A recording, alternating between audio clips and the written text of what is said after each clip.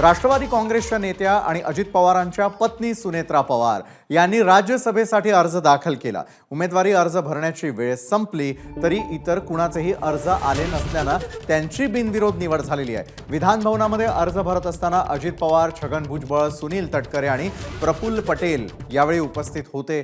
4 जूनला लोकसभा निवडणुकीच्या लागलेल्या निकालात सुनेत्रा पवारांचा पराभव झाला होता आणि त्यानंतर 8 दिवसात लगेचच त्यांना राज्यसभेवर संधी देण्यात आली आहे।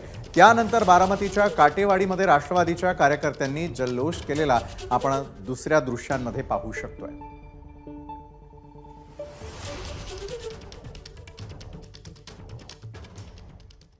तर सुनेत्रा पवार यांनी महायुतीकडून अर्ज दाखल केला असला तरी देखील अर्ज भरत असताना महायुतीचे कोणतेच नेते उपस्थित नव्हते आणि त्यामुळे राजकीय वर्तुळामध्ये याची चर्चा सुरू झाली।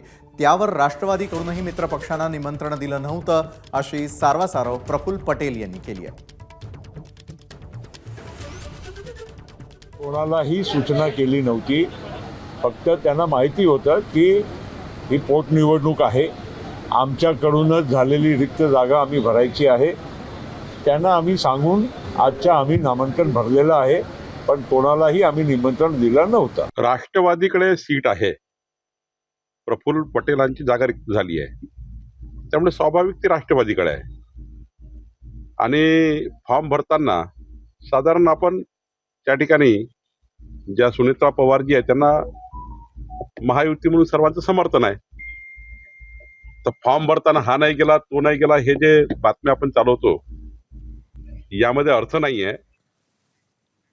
सुनेत्रा पवारांना उमेदवारी दिल्यानं छगन भुजबळ नाराज झाल्याची जोरदार चर्चा आहे, पण स्वतः भुजबळ आणि प्रफुल्ल पटेल यांनी याचा इन्कार केलेला आहे। राज्यसभेसाठी आपल्यासह 13 जण इच्छुक असल्याचं छगन भुजबळ म्हणाले होते। एबीपी माझाला मिळालेल्या माहितीनुसार राष्ट्रवादीच्या कालच्या बैठकीतही भुजबळांनी नाराजी व्यक्त केली होती, कारण खासदारकीसाठी त्यांचं नाव नाकारलं जाण्याची ही तिसरी वेळ आहे।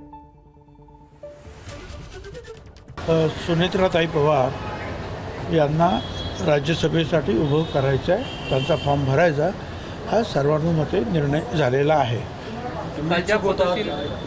हो, मी इच्छुक होतो।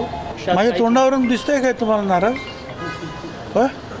काय सांगतो ज्या पद्धतीनं नाराज विराज काही नाही आहे काय, ठीक आहे।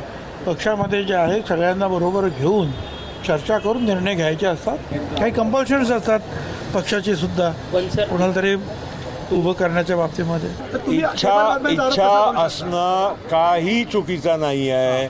आमचे भुजबळ साहेब वरिष्ठ नेते आहे आणि त्यांनी काही पण आम्हाला सूचना केली आणि त्याच्यानंतर सगळ्यांनी बसून जर एकमताने निर्णय घेतला, त्यामध्ये काही वेगळा अर्थ काढायचा कारण नाही। सोबत गेलेले आमदार त्यांच्या सोबत राहणार नाही म्हणून सुनेत्रा पवारांना उमेदवारी दिल्याची टीका रोहित पवारांनी केलेली आहे। जर खासदारकी गेली तर मग कदाचित ती खासदारकी आपल्याकडे तर राहू शकते, म्हणजे दादांकडे राहू शकते। म्हणून काल पार्थ नाही तर सुनीता वहिनींना नाही तर काकींना त्या ठिकाणी मी अभिनंदनसुद्धा ॲडव्हान्समध्ये केलं होतं। त्याचा अर्थ एक तर त्यांनासुद्धा अजितदादांनासुद्धा माहिती आहे की त्यांच्या पक्षामध्ये जे आता नेते राहिलेले आहेत त्यांचा विश्वास ठेवता येणार नाही, नाही तर दुसरं त्यांच्याच पक्षातून काही ठराविक लोक हे कदाचित आमच्या संपर्कात आहेत, ज्यांनी आम्हाला सांगितलं उद्या हे घडणार आहे, म्हणजे आज हे घडणार आहे। त्यामुळे याच्यातलं कुठलंही काय खरं असलं तरी मी काकींना मनापासून अभिनंदन करतो। एबीपी माझा, उघडा डोळे बघा नीट।